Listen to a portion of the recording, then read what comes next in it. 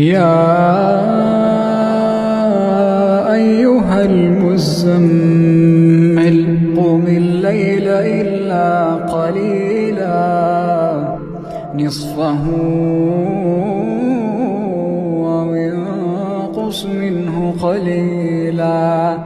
أو زد عليه ورتل القرآن ترتيلا إنا سنلقي عليك قولا